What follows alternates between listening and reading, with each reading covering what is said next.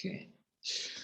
Well, hi and welcome everybody. And on behalf of the Democrats Abroad Global Black Caucus, I'd like to welcome everyone. Good morning, good afternoon, and good evening to our guests, to our Democrats Abroad members, and to all of you who have joined this call from all around the world. My name is Leedonal Moore, your DA Global Black Caucus Chair, DPCA voting rep for Democrats Abroad Switzerland, and a Texas voter. And I do encourage everyone to not lose any time and register to vote. Our democracy is definitely counting on you. Welcome to today's Black History Month All Caucus panel with our distinguished representatives from all Democrats Abroad Global Caucuses. And I want to point out that this is really an absolute pleasure working alongside all these dedicated caucuses within Democrats Abroad. For those of you who aren't familiar with Democrats Abroad is the largest organization of United States citizens outside of the United States. And we are also an official arm of the Democratic Party. It's our mission to provide Americans abroad a voice in our government and elect Democratic candidates by mobilizing the overseas vote. There's so much at stake at the moment. And I do apologize. I do have a kid running around in the background practicing his saxophone, even though it's from a complete different room. But it's a beautiful music instrument, and we encourage the youth to practice. There's so much at stake, as I mentioned. There are 34 US Senate seats, all 435 US representative seats, 46 state legislators, and 36 governorships that are up for grabs in November 2022. Offices where the decisions that impact your and your family's day-to-day lives are made. Offices where decisions on climate justice, reproductive rights, affordable education and healthcare, and so much more is at stake. But before we kick off today's event, allow me to lay down some information and a few basic Zoom room etiquette rules. We are recording this session. If you do not agree with being filmed, please turn your camera off. Please keep your microphones muted when you're not speaking. And during the Q&A session, please type ** hands up into the chat box so that we can cue people speaking. We ask you to please not interrupt people mid-sentence while they are speaking. And Democrats Abroad is a volunteer-driven organization. We have a critical year ahead of us. We're actually not ahead of it, so then we're deep down in it. So please help us register Americans from all around the world for the 2022 midterm elections. The easiest way to make a contribution is to visit democratsabroad.org/donate. We simply cannot win without you. And please consider stepping up as a volunteer. We really do need all hands on deck. We need you. Our brothers and sisters need you. Our country needs you, so you have the opportunity to be the future. And last but not least, I do encourage you to share the knowledge of this session with your family, your friends, your co-workers, or even a stranger on the park bench. And many of you know this, I say this all the time. This is something that I really love doing, is just talking to strangers on the bus or the park bench, and it opens a lot of doors.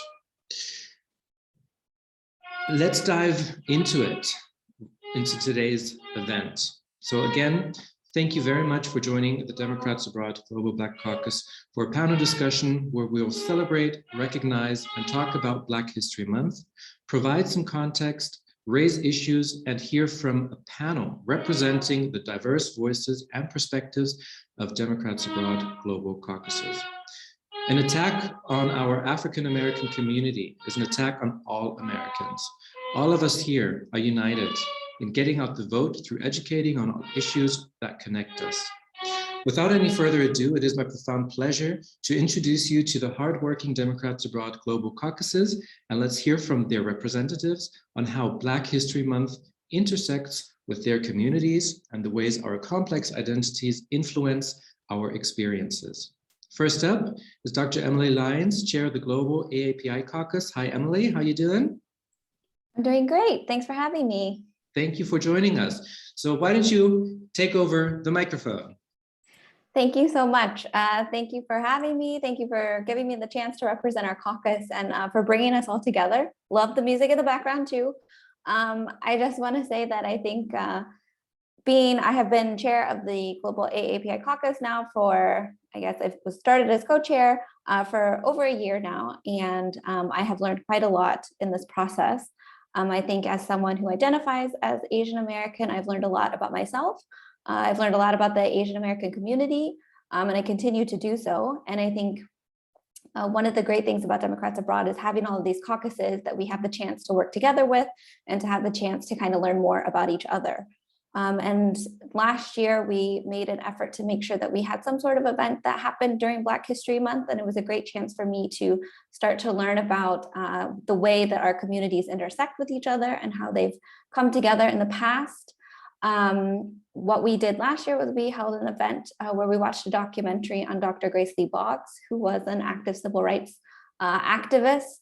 And it was a really interesting documentary because as they interviewed her, when they asked her, if she identifies as Asian American or why isn't she more active in the actual Asian American movement, civil rights movement, things like that. And she said, well, there isn't one. And she felt very compelled, to be active in the civil rights movement, to support the Black community, and to play an active role there. And there are other individuals that were also active in that time. There's also famously Yuri Kochiyama, who was there when Malcolm X was assassinated, and she also played a role that many people don't know about. So I do think there's a lot of ways in which our community has intersected over time, continues to do so. But what's also very interesting is the conflict, if you want to call it that has also existed between our communities, in the sense, especially when looking at the model minority myth that has been perpetuated for many decades, that has sought out to essentially put our two communities against each other, or all minority communities kind of against each other, and to see this as we need to one-up each other. People have used this in an attempt to make Asian Americans look like these, as it's called, model minorities, that these people that work hard, that they get jobs, they get education. They're these wonderful examples of what immigrants can be. But in reality, that's not the case for every person in this community. There's always exceptions, but it's also not a right thing to do to put these groups against each other. Instead, what we should be doing is supporting each other. There are obviously individuals in all of our communities that are great examples of what hard work can do.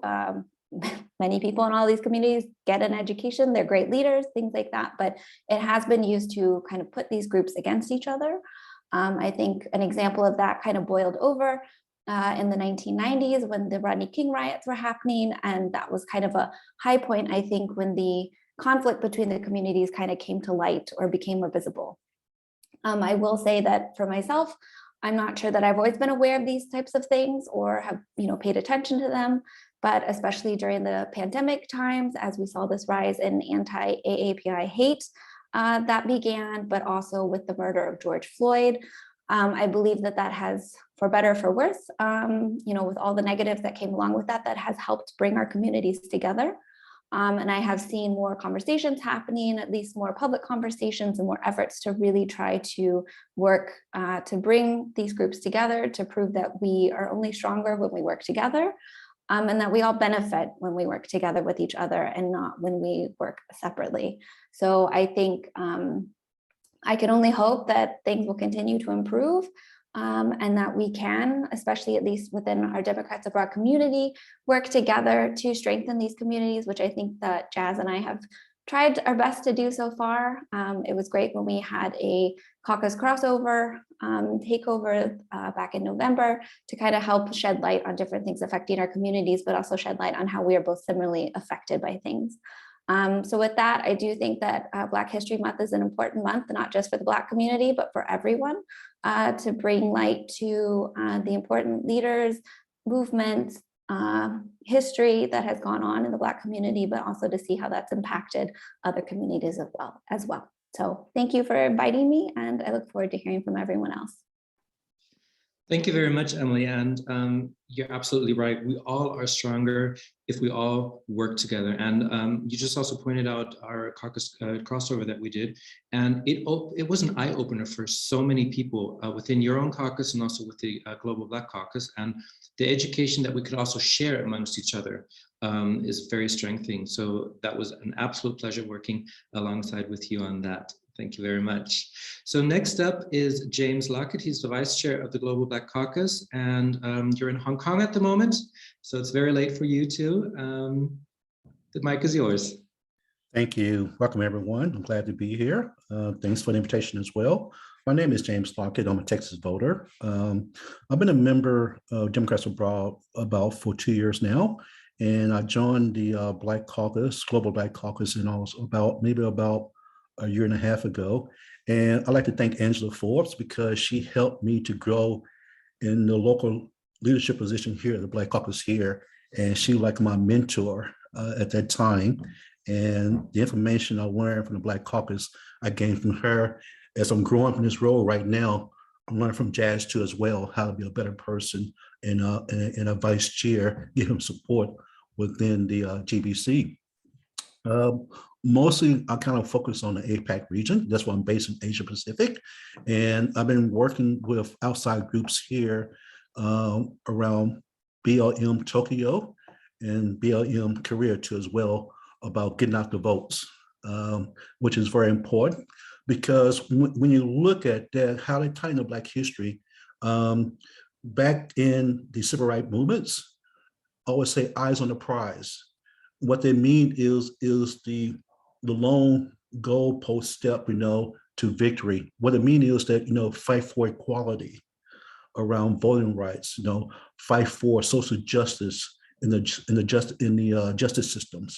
So we work with these groups right here and try to educate people outside our race about, what it means to be a minority in America itself. Okay, and it applies to Asian American, Mexican American. You have to be Black itself, be a minority itself in America, because when you look at today, some of these issues are facing all of us as a people of color.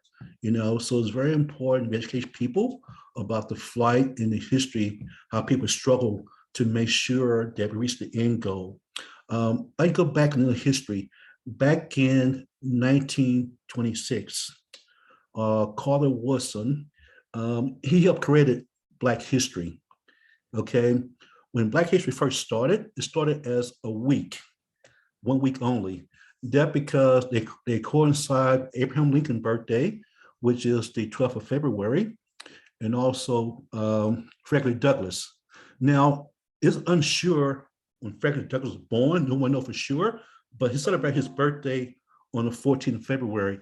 So they decided to, okay, since the Afro-American community and Black American unrepresentation in the history books not being told about contribution to America, we want to dedicate a week to the fight of Afro-Americans. So, because Abraham Lincoln and Frederick Douglass, they were very instrumental in the abolish slavery back in those days. So that way came up with the Black History Week, then expanded to the month. And the goal is one day, we want to talk about Black history for 1 month. We talk about it every day in the future. That's how I see it going forward.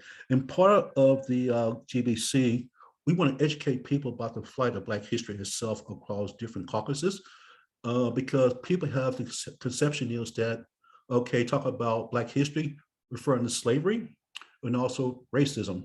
But it's more than that. It's about Black achievement, how we contribute to history itself in general.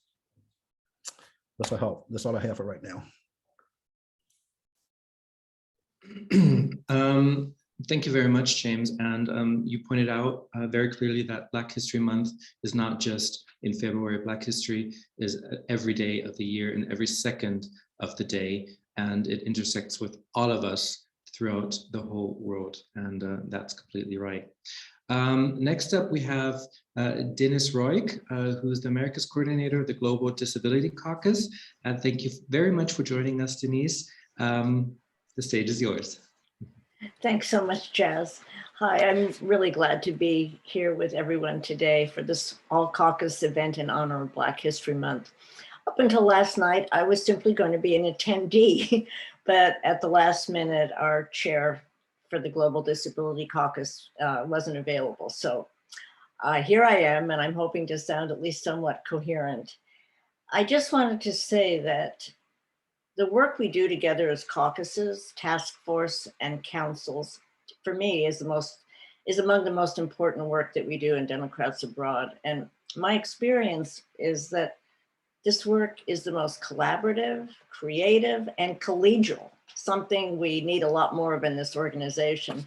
And a perfect example was this last weekend's panel after watching Fandango at the Wall, an event that was sponsored with the Global Black Caucus and the Hispanic Caucus. And it was, I can't even describe it. If you get to see a recording, hear a recording and see it, please do, and the film. So the usual DA backgrounder, my camera just went off, sorry. I live in Hamilton, Ontario, which is a city between Toronto and Niagara. I immigrated to Canada 32 years ago, and I vote in Karen Bass's 37th Congressional District in LA. Disability. I thought I knew a whole lot about this, having been an advocate for my youngest daughter, now 26, who has cerebral palsy, hearing loss, ADHD, anxiety, and a few other challenges. It was the reason I joined the steering committee of the Global Disability Caucus when we formed last summer. I joined because I thought I had a lot to share. But what I've come to see is that I have a whole lot more to learn. It's been really, really humbling. The disability rights arena is changing and evolving. I've seen this in the course material my daughter is reading in her BA program in disability studies. The disability justice movement is frontal, it's political, it's built on the forward momentum of other civil rights movements. And crip theory, in fact, is built unapologetically on queer theory and critical race theory. But many, justifiably, many activists would say this change is still not happening nearly quickly enough. What does come too quickly for many of us who want to be champions of the silenced and unrepresented are the words, "I'm an ally." I've heard myself say this most obviously when it comes to issues of racial justice. Of course, I'm an ally. It makes me feel good to say that. But what am I actually doing? How am I actually contributing? And what am I willing to acknowledge? Saying I'm an ally is much, much easier than actually being an ally. It doesn't mean I fully understand what it feels like to be oppressed, to be discriminated against. It does mean that I'm willing to take on the struggle as if it were mine. To be Black and disabled, what does that struggle look like? Approximately 6 million African Americans in the US live with a disability of some kind.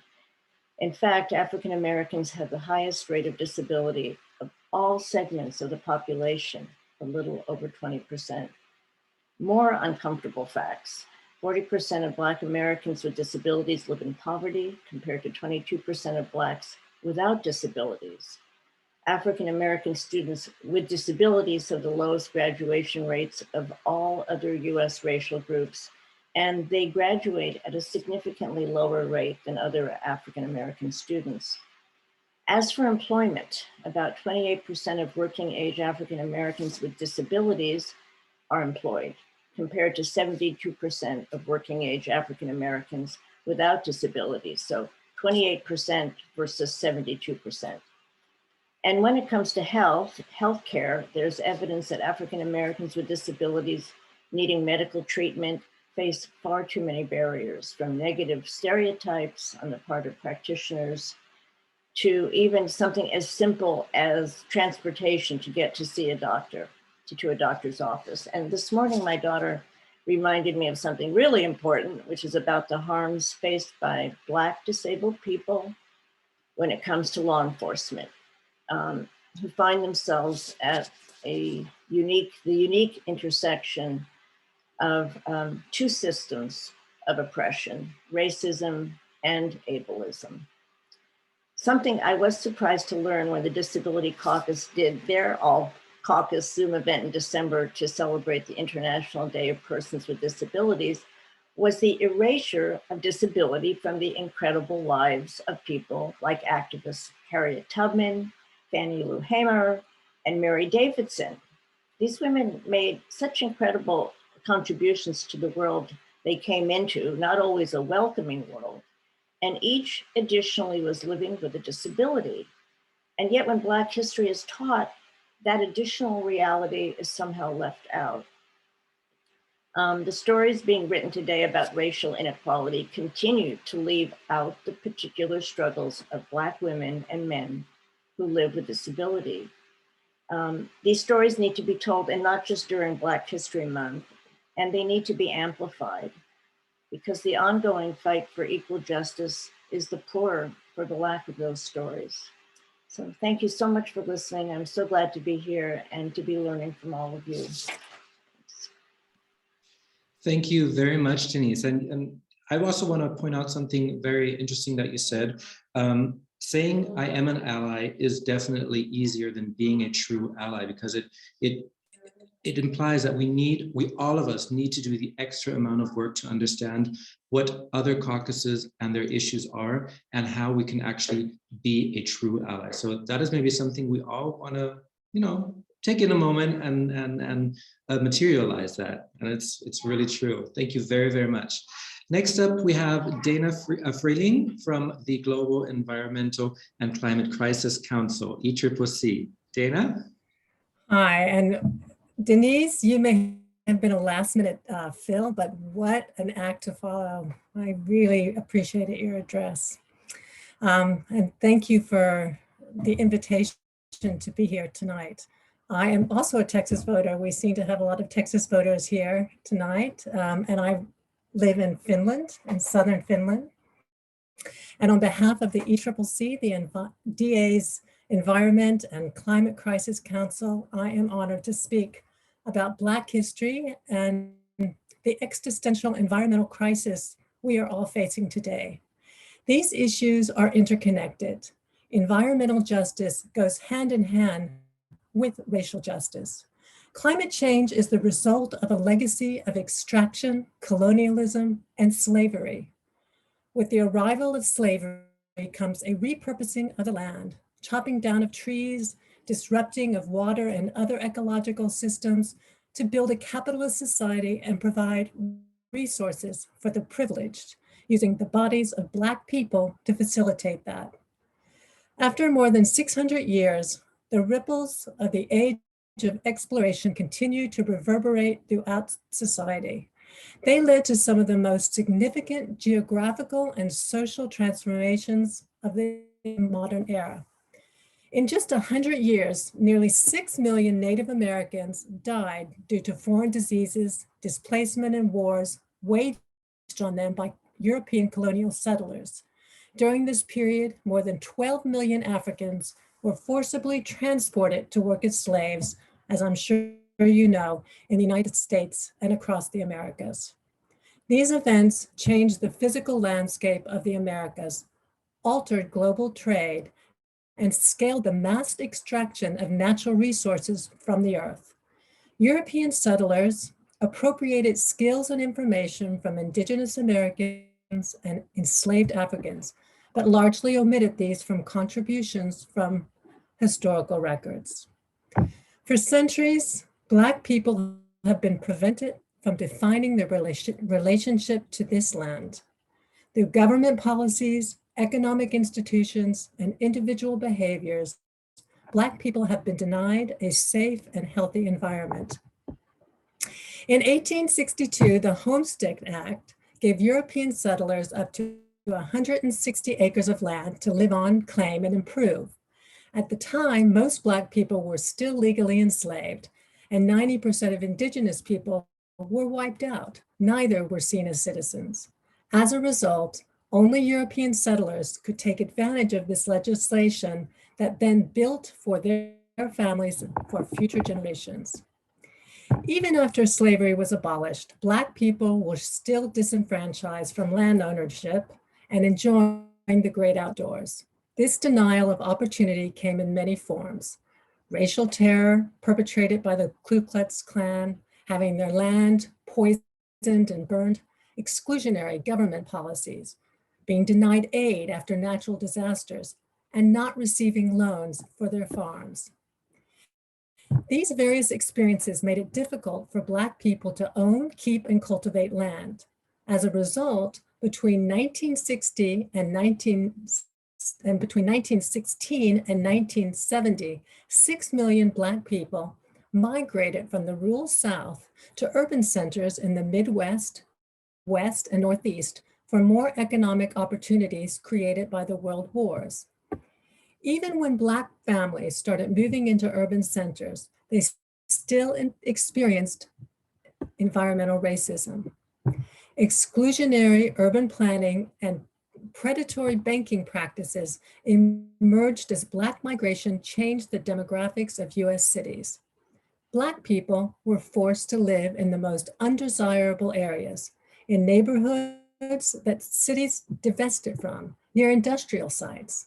The conditions Black people were living in, as well as exclusion from outdoor recreational spaces, led to the environmental justice movement.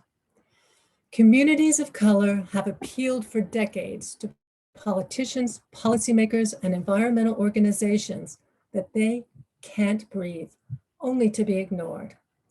The simple fact is that Black, Brown, Indigenous, and lower wealth communities have disproportionately been the dumping grounds for our country's deadliest toxic pollutants. We have instituted economic and environmental apartheid through redlining and unfair zoning practices. These areas, with bodies riddled with chronic medical conditions such as cancers, liver, kidney, heart, and lung diseases, are also being the most medically underserved. African Americans are 75% more likely than other Americans to live in so-called fence-line communities, defined as areas situated near facilities that produce hazardous waste.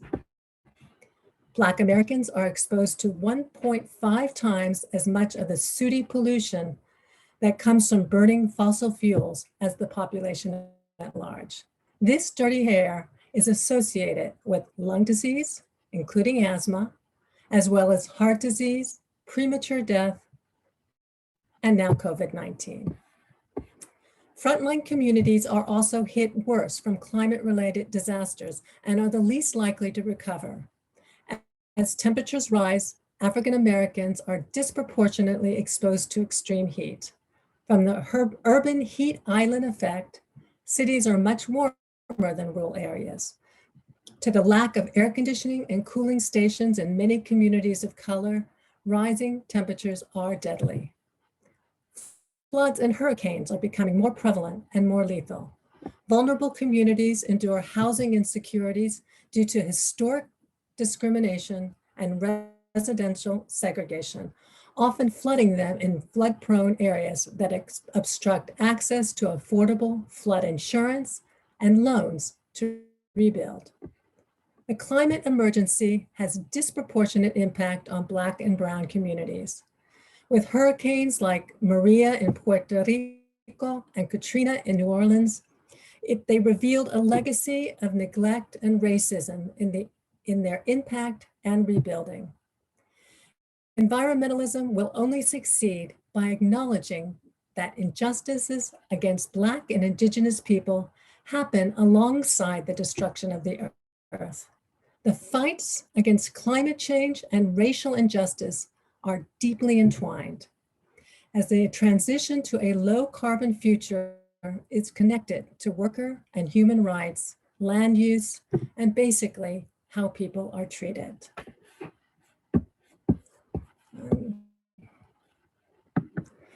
I am really happy to share. I hope you get the gist of my intention to show how what we are doing in the Environmental Council is, it cannot be separated from the intersectional nature of the problems we are facing, because every vulnerable group their issues are exacerbated by the environmental problems we are facing today. Thank you. Thank you, Dana, very, very much for these very illuminating words concerning our environment. I mean, this is something we all should be knowing as well, but there's one thing that you also said that stuck with me very dearly, the denial of opportunities. And I think this is also something that goes across all of the caucuses here to present, the denial of opportunities that each and every caucus can talk about. Thank you very much for that. We will now go over to the Global Hispanic Caucus. We have Cynthia Romero. Cynthia? Hi, thank you for having me. So you said I'm Cynthia Romero. I'm the lead translator for the Hispanic Caucus. And when I was thinking about what to say here today, I obviously trying to focus on intersectionality. And I was, I came up with some statistics, which we have probably heard over and over and over and over about how the minority communities, and in this case, I'm going to focus on Black and Hispanic communities, they share so much in common in the negative aspects. For example,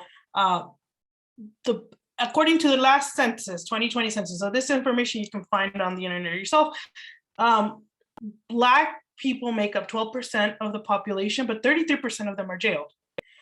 Latinos make 18% of the population, and 23% of them are jailed. Again, according to the last census, Black maternal death is around 37 to 43 per 100,000. Hispanic maternal death is 12 per 100,000. Compared to the number of the population, that's really a large number. Graduation rates have gone up for both groups, but are still far below what you have your white counterparts. However, when you think about these negative statistics, you just become very sad. But there's another aspect that we intersect in as Hispanics and as Black people is the Afro-Latinos. There are many people who are Latinos and who are also Black, and they don't fall into this neat category of a census where it says, am I either Black or am I Latino? They're both of them. And I think it's very nice for us to consider that we don't have to just meet up and intersect with these negative facts and statistics. We can intersect in other areas if we actually take a minute to research our own future, our own backgrounds and our own histories. And we realize that we come together in many other aspects. For example, a lot of the music that Latinos listen to and Blacks listen to are actually descended from the same place, which makes a lot of sense to Latinos. When you hear something like hip hop, which is normally considered something that is more Black, and Latinos have no problem accepting, assimilating into the music, and that goes the same way it goes for anyone who is Black. All the Caribbean beats, those easily incorporate. And I think we have to, as Latinos, and just as in general, we have to find ways that we can make someone who is Black, because we are talking about Black history, say, well, how are they similar to me? And not just say, well, they're human beings, because that argument has been used so much before and it has never worked. People are still judging other people by the color of their skin. How else do we relate to each other besides being human beings? Once we begin to see each other as more than what is outside, and I'm not saying just the DNA, but the fact that our roots are similar, then we can actually begin or continue doing the work to make sure that we help each other rise. And I think one of the problems that the Latino community has, and maybe not just in the United States, but just Latinos in general, is that the fact that we do not know our own history, that we're not aware of our Afro-Latino heritage and our families. Even me, looking at my own family, my uncle, I'm darker skinned. My uncle is very dark skinned. He has very tight curly hair. His father, who is not my mom's father, he was Black. this is, and it's part of my family. Actually, I have a whole side of the family who is Black, who were taken to the Americas, and then they grew up in Argentina. And so they have a funny combination of an Argentine accent with Black skin, and it's amazing and it's beautiful, but we don't recognize that. Latinos don't recognize that we have a problem recognizing our own Afro roots. And we need to start looking into our own backgrounds and looking at ourselves and seeing how we connect in those areas. And as I said, I bring up music because music is the great connector. You don't need to speak the language. You just need to hear the beat. And if the beat makes sense to you, you go for it. And a lot of that connects for us. So when I look at these statistics, when I look at the statistics from the census, the US Census, when I look at these statistics that are just so, they're saddening and they're angering, I have to step back myself and say, this is not who we are. We are not Latinos, Black Americans, and Afro Latinos. We are not these statistics. We are so much more. And if we can find those commonalities, we will definitely rise. And for me as a Latina, it begins with saying Afro Latinos are part of the whole concept of Latinidad. And we need to bring them into the table, and we need to not be just like what we have always denounced, which is the white man. We shouldn't do that with our own Afro-Latino families. We shouldn't be the white power. And so I want to be able to come back to one of these meetings in the future and not just bring up this somber census data, bring up other data that says how wonderful we are, how beautiful we are, how rich we are, because we have this, because as a Latina, I have this African heritage. And that's what I want. And I think this is my first step, realizing that there's more than these statistics. And so I hope that everybody else can do that. Just look far in your background. And even if you don't have it, reach for it, because there's something out there from African history and Black history that will connect to you. And that's the only way for us to become more united and actually help the Black community rise. Thank you. Thank you very much, Cynthia. And also you said some things that really stuck to me as well. I mean, yes, it is very, very eminent that we do find commonalities and that we look at our own backgrounds. And there's something that I do want to highlight that from our recent event that we had together with the Hispanic Caucus on Fandango at the Wall. And a question arose there on where is the identity in the Fandango music of the heritage of it? Where is the Spanish in it? Where is the African in it? And it was a bit hard to figure it out. And one of the participants said something very interesting. And they said, in music, cultures don't collide, they merge.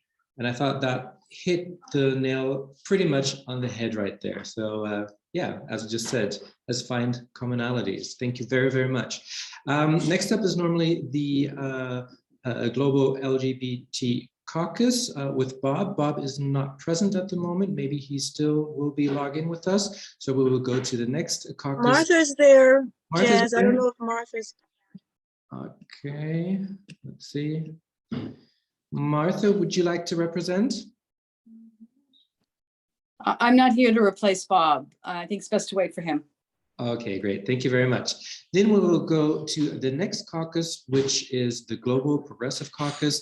And we have Bruce Murray, the chair of the Global Progressive Caucus, representing. Go ahead, Bruce.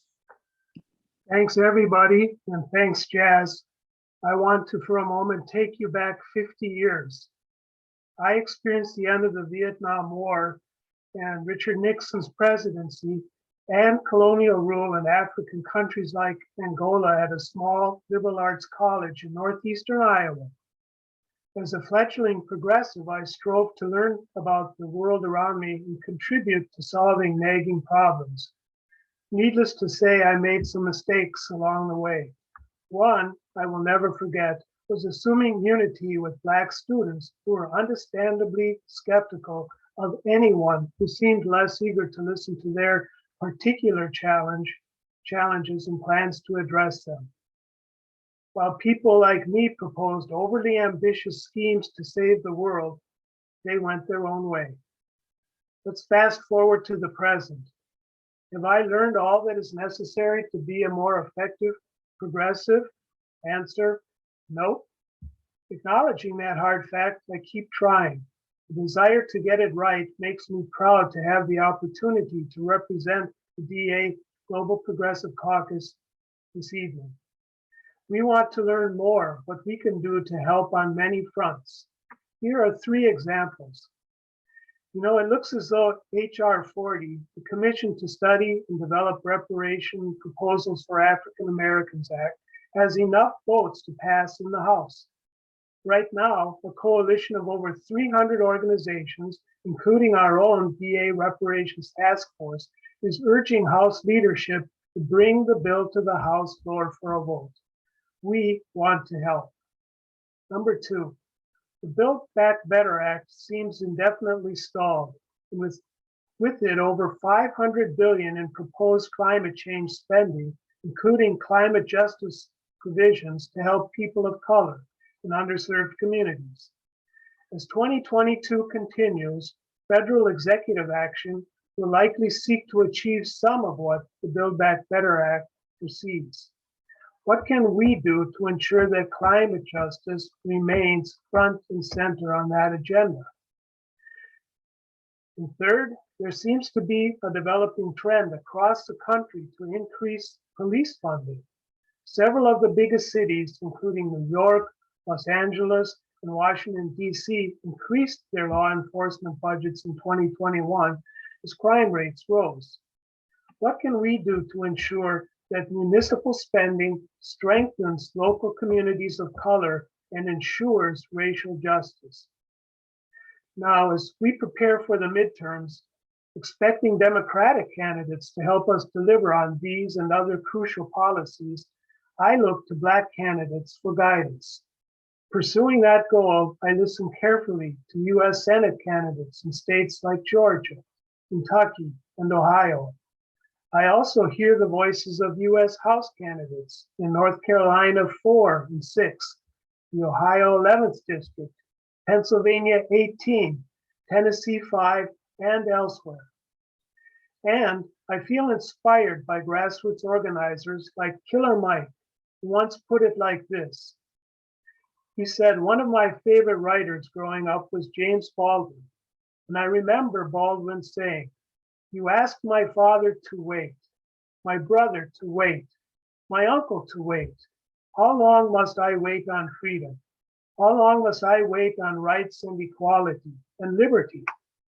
As a Black child, that resonated with me because I knew I had been denied. My father had been denied. My grandfather had been denied, and I personalized that. But as I grew, I started to understand poor white people had been denied. Women have been denied. Gays and lesbians, transgender people have been denied. Immigrant children have been denied. Everybody outside of that 1% has been denied. So I want to take a few seconds, look to your left, look to your right, say, the time is now. Look to your neighbor and say, neighbor, the time is now. There are more of us, we're stronger, and we will wait no longer. You know, if you ask me, Killer Mike is right. So let's get to work. Thank you very much. Thank you very much, Bruce. And I think I completely second that. First of all, how long must I wait? And the time is now. You're also hitting the nail on the head. And I think this is something that also resonates with each and every caucus very strongly. Thank you again. So next up, we have Robert Scott representing the Global Veterans and Military Families Caucus. Hello, Robert. Hello. Can you hear me? Loud and clear. Okay, great. I really feel inadequate here because you guys have made such great presentations. And I'm just going to talk to you a little because I wasn't sure what to try to talk about in 5 minutes. Last year, I gave a presentation on the Wilmington Massacre, the Tulsa Massacre. And now I'm trying to condense a lot of thoughts into a very short period of time. But the one thing I would like to piggyback on is what was said earlier, and that is the reason that we have a Black History Month is because things weren't being presented that should have been presented historically. And what I would like for us to get to is a point where we can have a Black History Month, but we don't have to have a Black History Month. And I think the way, and the only way we're going to get to that is if, when history is being taught in our school system, that it's not selective history, but that it's history as best we understand it.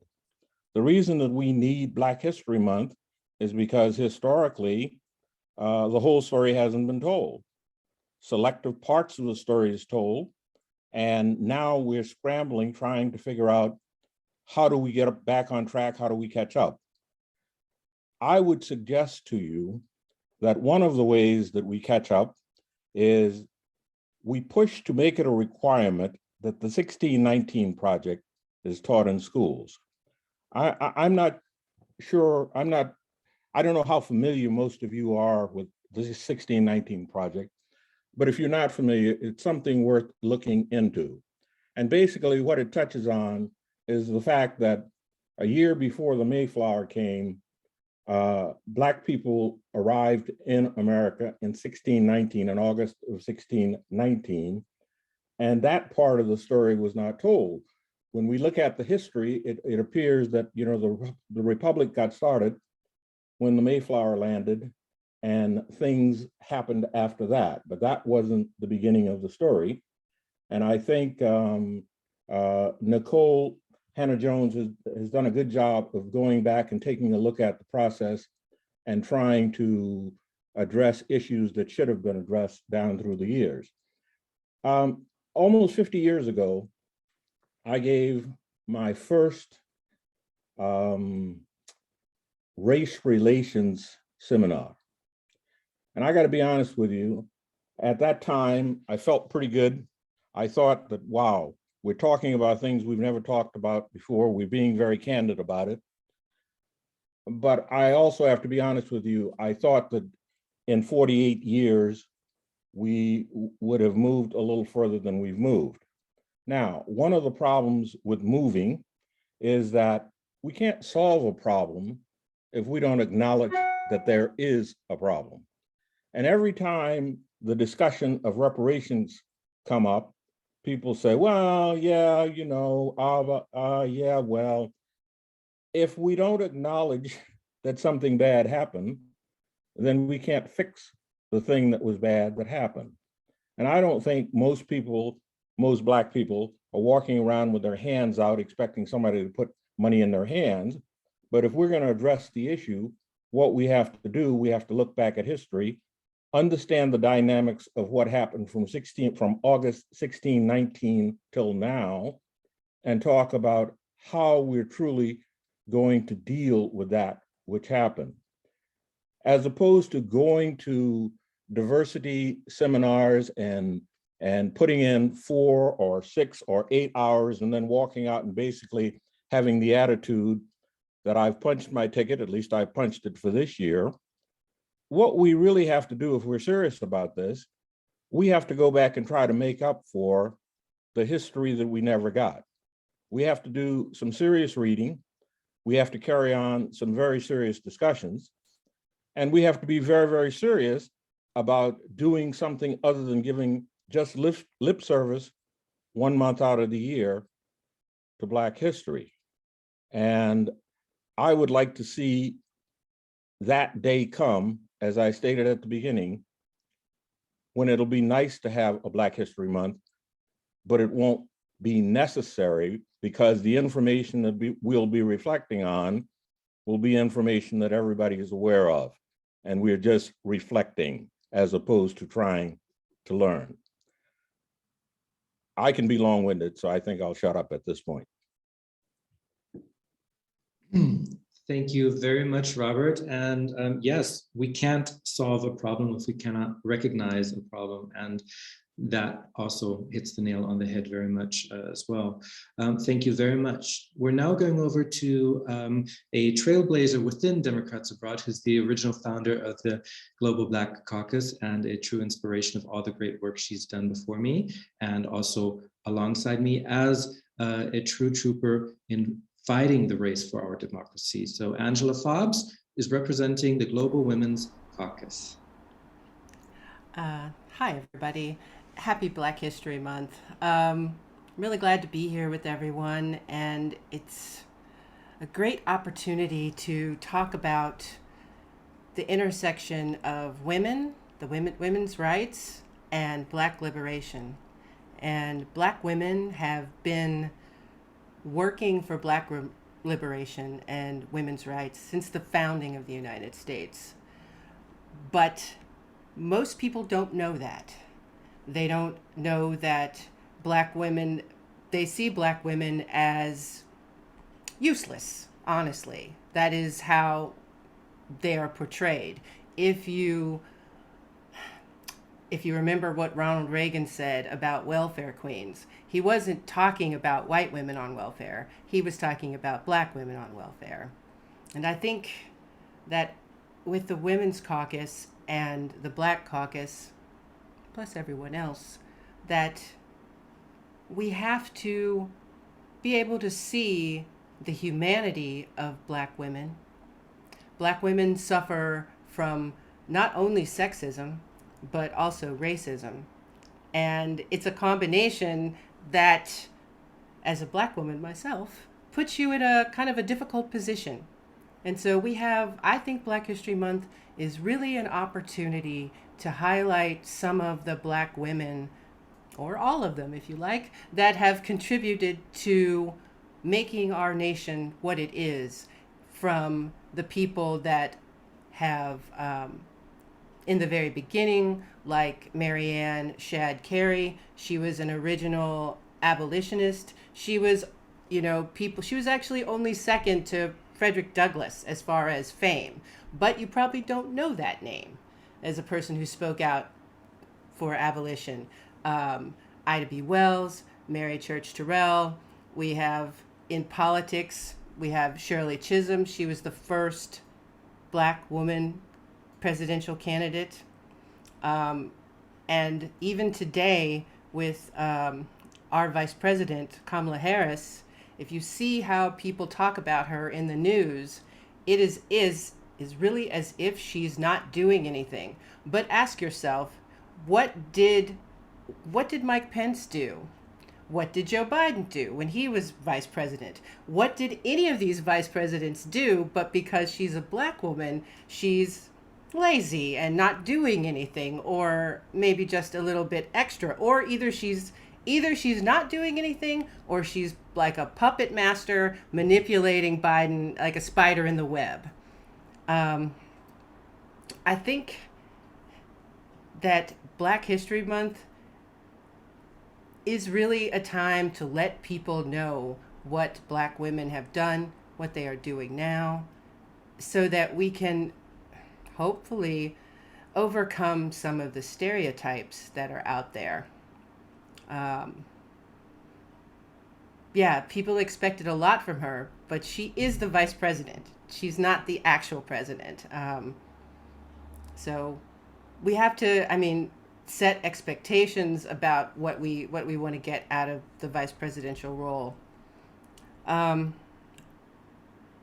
think that it would be helpful if women in general were more supportive to Black women, women of all races, because there is actually a divide. I didn't always know there was a divide between white women and Black women. Somehow in my early years, I missed it. But as I got older, I realized that there's a big split between Black women, Asian women, Hispanic women. Like there's this huge sort of, the German word just keeps coming in my head, Spaltung. But it's, that there's a huge divide, and this is an opportunity to kind of bring it together. And then we can bring it together, show that Black women are contributing to the world, that they have contributed. I mean, I think about, everyone always talks about hidden figures as an example, but there are actually more modern examples of Black women who've done things like Dr. Patricia Bath.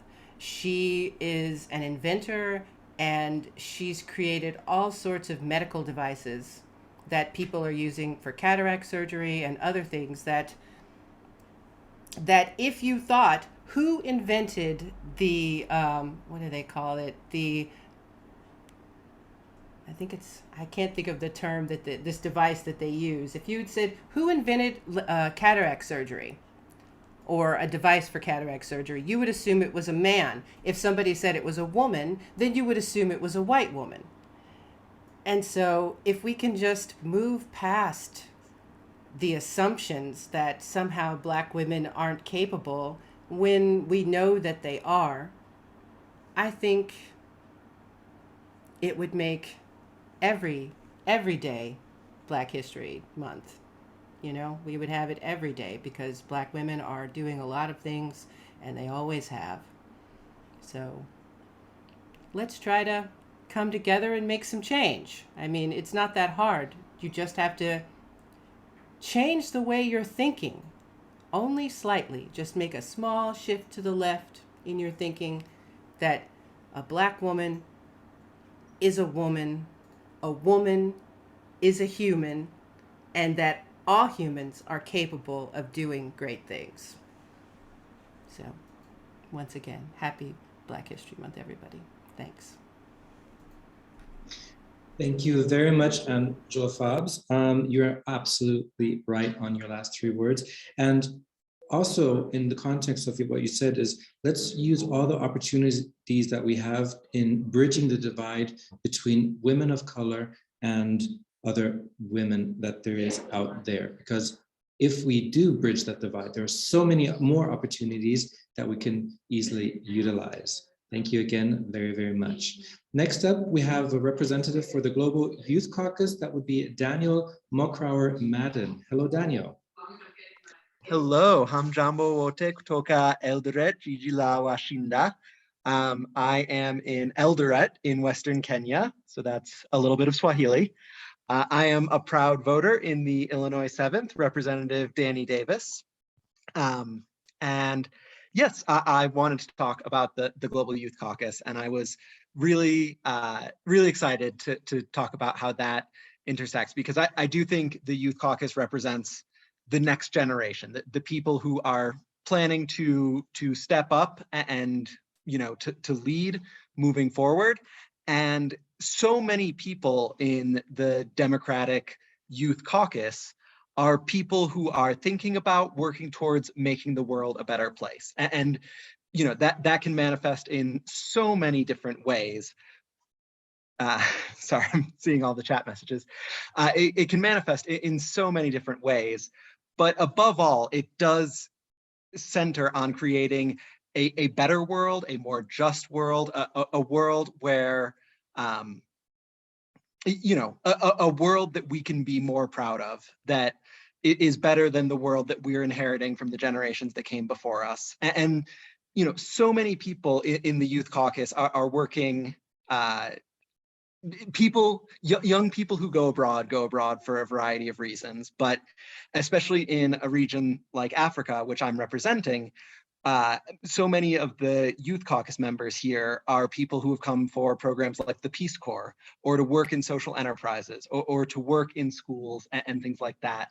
And all of those are really focused on, what do we see that's wrong with the world, and what actions can we take to fix it?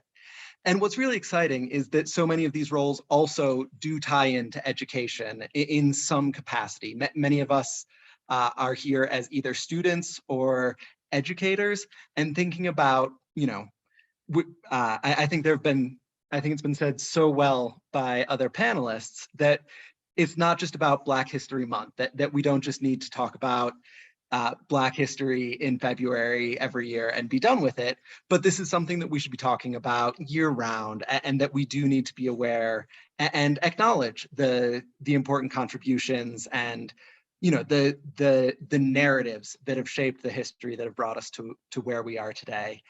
And so as we do, some of us are wearing both hats as students and educators, and looking at the narratives that we're choosing to share and the narratives that we're spotlighting, and making sure that we are telling stories that really capture how we have reached the moment that we're at today, and really challenge people to think about the world that we want to leave to the next generation. Because what's great about the Youth Caucus is that it is always it is always staying young. We're getting new young people with each generation, and as we age out of the Youth Caucus, we are leaving it to a new cohort of young people who will have their own ideas and their own ways to continue making progress and moving forward.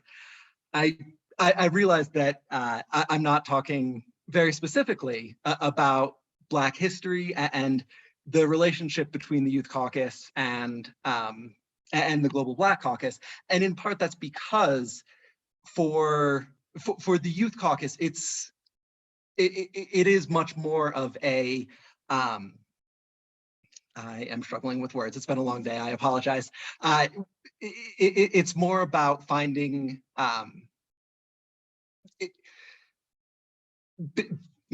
having a world where we are thinking much less about this, where we have to spend less time thinking consciously about how to overcome our unconscious biases, because we're fighting against those unconscious biases and, removing,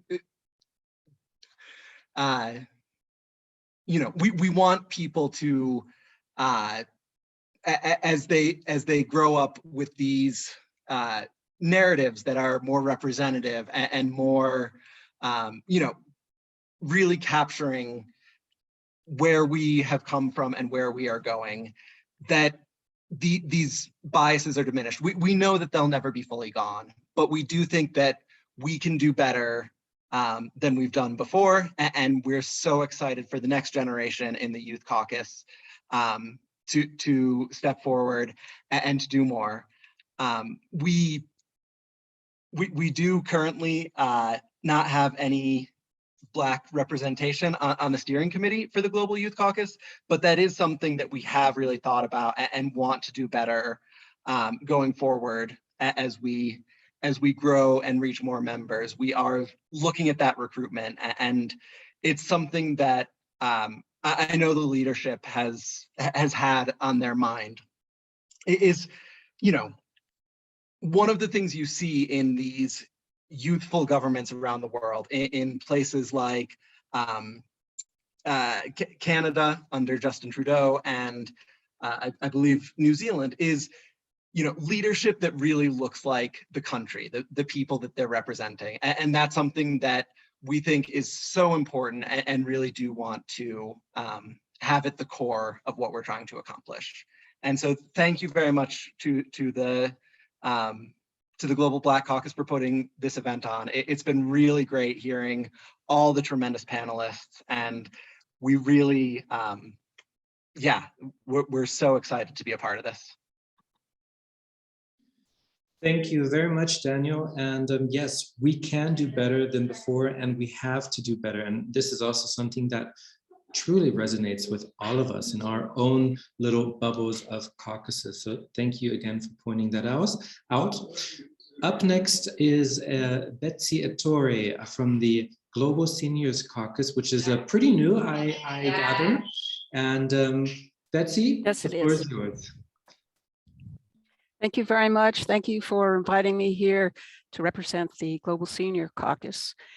And we're committed to ensuring that every American, regardless of race, has the opportunity to work, grow, and succeed.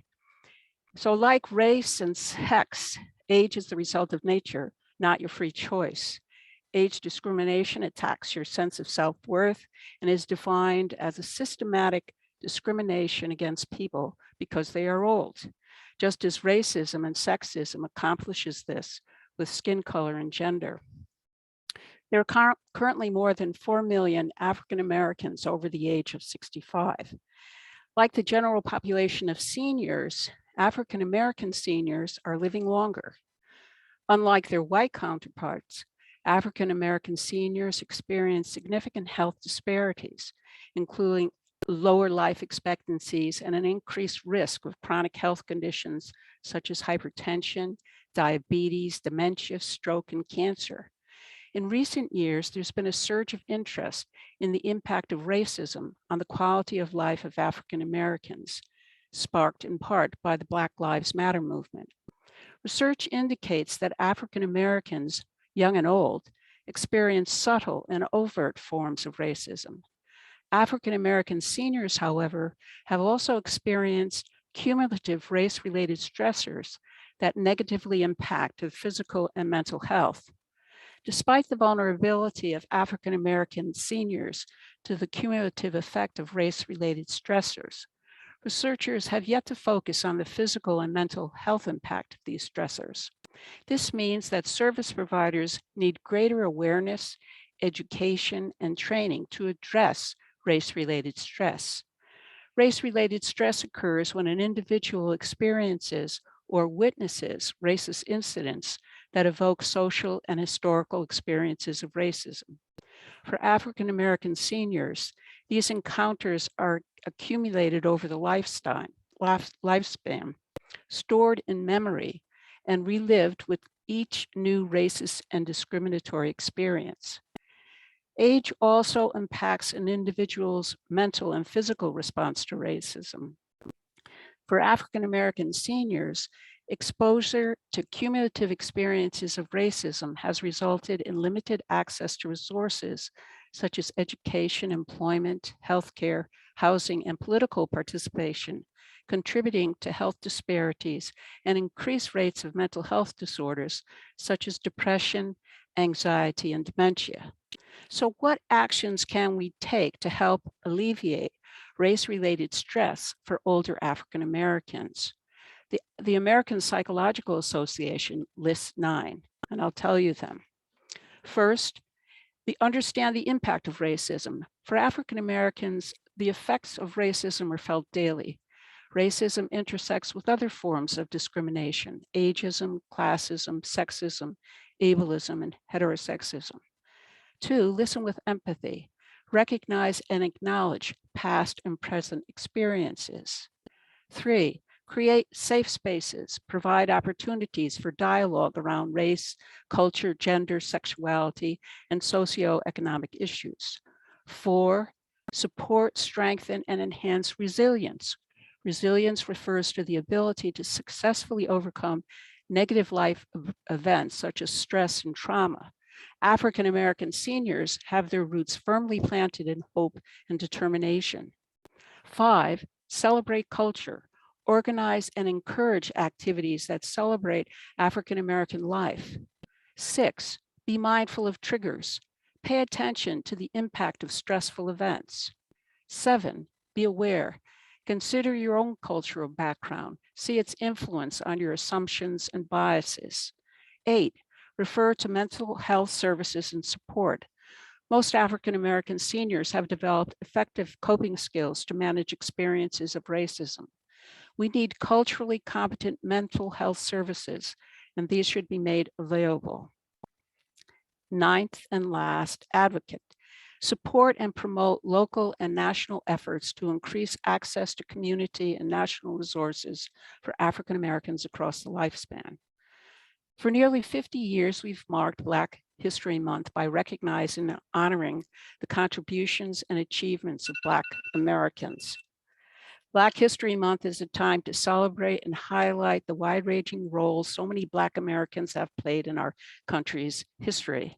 It is for all of us to make our communities more equitable and just. Recently, in pondering Black History Month, Bernice King said, quote, "The transatlantic slave trade and Jim Crow aren't Black history, but European, American, and world history. Our history is about people with roots and hope who suffered and challenged these evils as multifaceted, dynamic, diverse beings. Black history includes Black joy. Let's remember this Black joy, all of us, as we celebrate Black History Month for people of all ages and races. Thanks very much for your attention. Thank you very much, Betsy. And there's one thing that also resonated with me very strongly, also hearing all these great representatives from all the caucuses.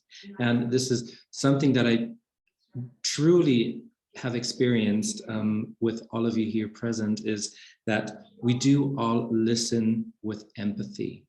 And I think that is something very, very strong that we all are doing already. And if we also can multiply that to the outside world even stronger and encourage our own constituencies to do that as well, I think we do have a maybe brighter future ahead of us.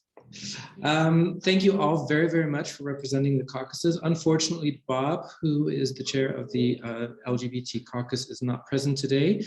For those of you who do not know the LGBT caucus, I am very happy to add the link into the chat box.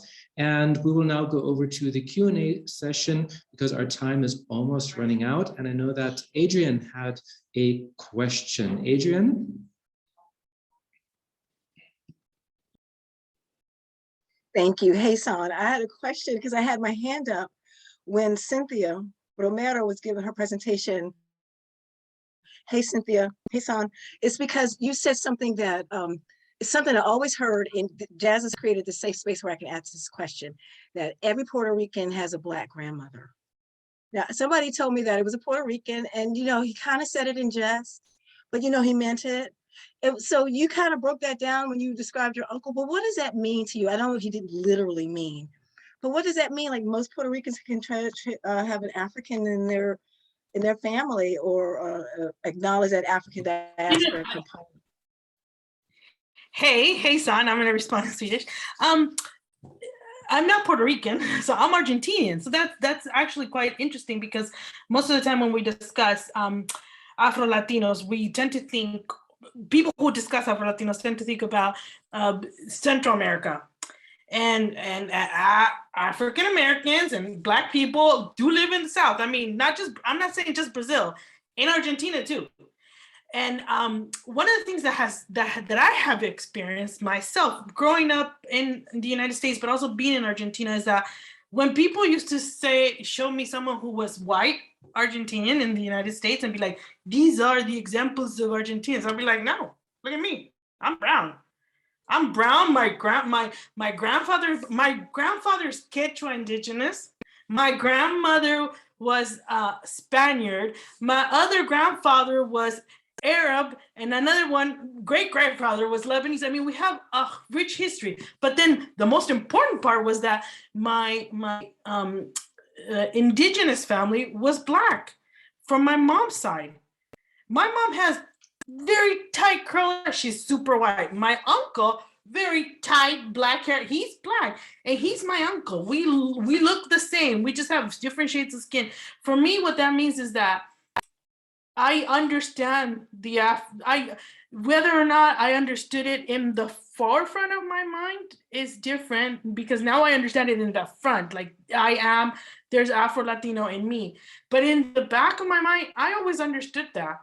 Whenever someone was playing a beat, I mean, I always go back to music that was like, this is considered Black. I was like, I love that. This is me. I feel it in my bones. This is me. And I think, and it's also the food that has some things that are not considered traditional Argentinian. For me, it's always meant that it's more than what I see here. And it's more than just that I have curly hair. There's got to be something more. It's not just genes.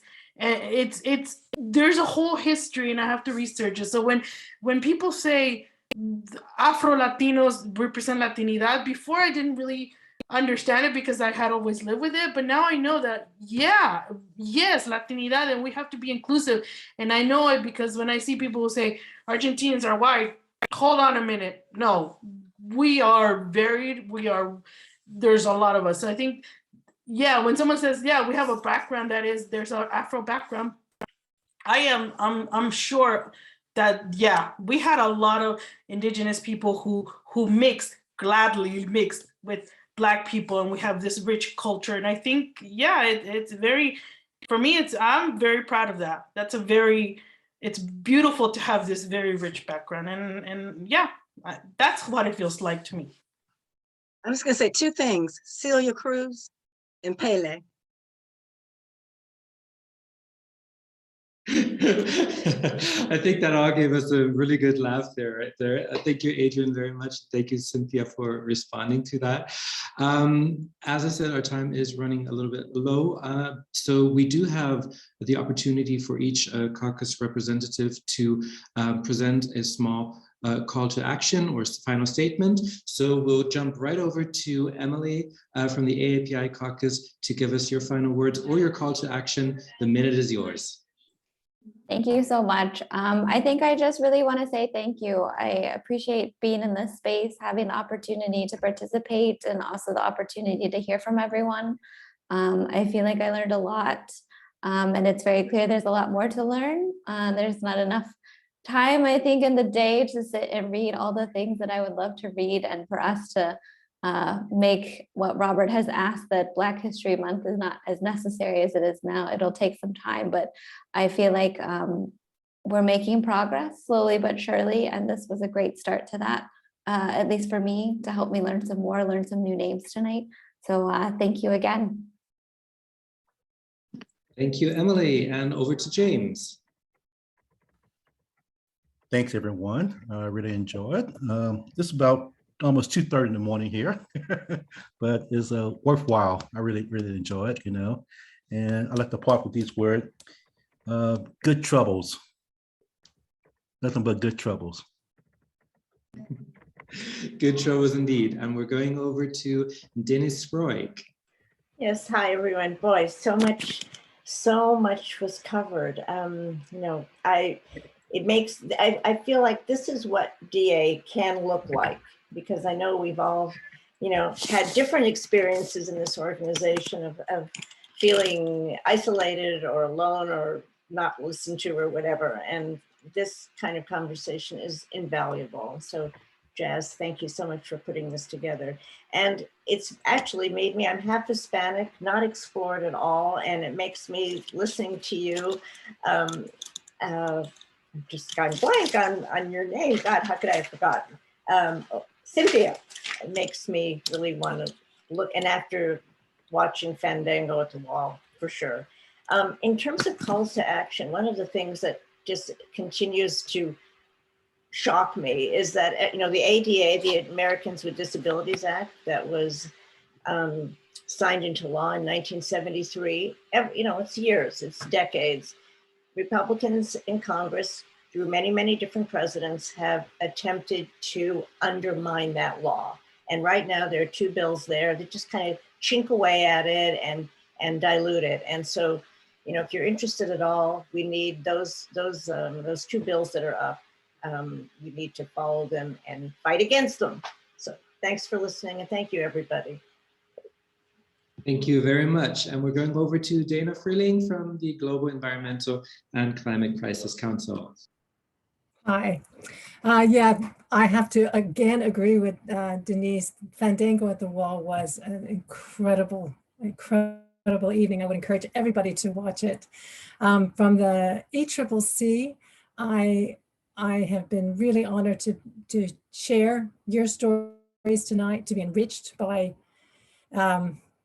all of your perspectives. And I do have a call to action. We have an initiative going on right now. Make a video under 1 minute for environmental justice. Hashtag vote climate. We have to get out the vote. We need to solve our climate crisis now. Time is running out. And your help can make a difference in getting the word out and reaching voters and reaching young people. And Angela has so kindly put the information in the chat box. Make a little video, tell us why you are going to vote to help save the planet. So thank you very much. Thank you, Dana. And we're going right over to Cynthia Romero from the Global Hispanic Caucus. Thank you. Thank you for allowing me to share my thoughts, and thank you for being part of the discussion. And I think my call to action is, if we're talking about Black History Month, let's stop making everybody else others. Don't other anybody. Just like when I was in the United States, you know, white people would walk on the other side of the street when they saw a Black person. Let's not do that anymore. Don't other anyone. Walk right up to them, say hello, introduce yourself. It's what's getting me by here in Sweden. Just stop othering, and then you'll realize that you have much more in common. And the people who are here obviously care about that. Share that with other people. Tell them, don't other. Just make sure they make them your friends. Don't make them others. And I think that we can look toward a brighter future. And like Robert said, not the day that we don't need Black History Month because we forget. We just have it because it's nice to have a collection of all that. So stop othering. And that's it. Thank you so much. Thank you, Cynthia. And next up, Bruce Murray, Global Progressive Caucus. I just wrote to Jazz how much I love to listen and learn. And I hope that many of you might join us on February 28th. You'll see our next event announcement in the chat box, where we're going to be focusing on voting rights and democracy, fighting on 4 fronts. And we are hoping that we can continue and soon complete the work that was begun with Reconstruction, continue with the Voting Rights Act of 1965, and needs to take a big step forward in 2022 as we move toward the midterm elections and strive for even better majorities in the Senate and the House so that we can build back better. Thank you very much. Thank you, Bruce. And next up is Robert Scott, Global Veterans and Military Families Caucus. Thank you very much for inviting me. One of the things that we're pushing all over is getting on to military installations to try to help get military people and their family members registered. It's kind of tricky because it's supposed to be a nonpartisan effort, and we make it nonpartisan, but somebody somewhere always knows, you know, that person is probably a Democrat or what have you, and it's kind of tricky. But we've put forth an initiative to try and get permission from higher up in the chain of command so that we'll be able to do this, because it was really appreciated on those installations that we got on last year. In 3 days, we helped to register about 500 people. We probably could have done a lot more had we not been kicked out of the system.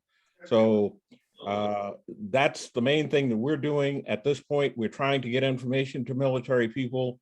We are working with the consulate in Frankfurt to help distribute information. We have an initiative that's coming up later this month. It's listed on the webpage. If you want to learn some things or get some information from the consulate, please join us. Thank you very much. Thank you, Robert. And next up, we have Angela Fobbs, Global Women's Caucus. So my ask is, of course, to support the Climate Vote initiative, but you can also support our reproductive justice video project. This election is very important for many reasons for our democracy, but it's also important because reproductive freedom for everyone, not just women, is actually on the ballot. And we need people to make videos that express why they support reproductive freedom for everyone. This is the time, like, don't feel shy about making a video. And I don't want to sound too negative, but we're really at a turning point. And if you've got something to give to support any of these causes, this is the time to do it. because you might not in 2 years or 4 years, there might not be a reason for us to have an election, because we're just really at that sort of critical point. So make your videos, send them in, spread the word about voting, help out wherever you can. The time is now, because there might not be a tomorrow for all this. So thanks. Thank you very much, Angela. And next up, we have Daniel Madden from the Global Youth Caucus. Yeah, thanks so much. This has been a fantastic event, just really great hearing from all the different caucuses and the fantastic speakers who have stepped up tonight. We don't have a specific ask, but building on what I was talking about on behalf of the Youth Caucus, you know, our ask is that people really consider the narratives that they're looking at and just really reflect on if they are really representative, if they are presenting an accurate picture of where we've come from and where we're headed, because as much as possible, we are trying to, you know, keep improving generation after generation after generation. That's really how we see ourselves. Thank you very, very much. And next up is Betsy Attore, Chair of the Global Seniors Caucus. Thanks very much, Jazz. And I wanted to thank all the panelists. I really learned a lot tonight, and it's been really a wonderful event. And two things come to my mind in terms of action. Going back to what Jazz said after I talk, I think that we have to continue to listen with empathy to each other. And also, I ended my little talk with the idea of Black joy. I think we have to remember celebrating Black History Month with also Black joy. Thanks very much. Thank you, Betsy. And I am really full of joy having so many great people today on this panel discussion, because you all do such amazing work. So thank you again. Regardless of where you are in the US, be it Texas or Maine or Arizona, I urge you to go to votefromabroad.org today and register to vote. Request your absentee ballot for the 2022 midterm elections. If you have any difficulties at all, please contact the help desk. Voting from abroad is a federally guaranteed right for US citizens, including dual citizens, and it's our duty to show up and to get good people into office. Again, it's votefromabroad.org. At Democrats Abroad, we set out to bring the elections and the issues closer to you so that you know who and what is on the ballot, and so that lawmakers stateside know about issues unique to you and their overseas voters. I'd like to give a big thank you and a big shout out to all of our panelists. We had Emily Lyons, who's the chair of the Global AAPI Caucus, James Lockett, the Vice Chair of the Global Black Caucus, Dennis Royk, the Americas Coordinator of the Global Disability Caucus, Dana Freiling from the Global Environment and Climate Crisis Council, Cynthia Romero, Global Hispanic Caucus, Bruce Murray, Chair of the Global Progressive Caucus, Robert Scott from the Global Veterans and Military Families Caucus, Angela Fobbs from the Global Women's Caucus, Daniel Madden from the Global Youth Caucus, Betsy Attore from who's the chair of the Global Seniors Caucus. And to all of you out there, again, thank you very much for tuning in. And if you'd like to join our efforts, please consider stepping up as a volunteer. There are so many different ways to become active, even in the background. We really, really need all hands on deck. Thank you for joining, and we hope to see you next time. It has been informative, educating, inspiring, uplifting, empowering, and this session just made my day, and everybody says a big thank you who's involved in the GBC for your attendance. So again, thank you and have a great rest of Black History Month. Bye, everybody. Bye-bye. Love and light.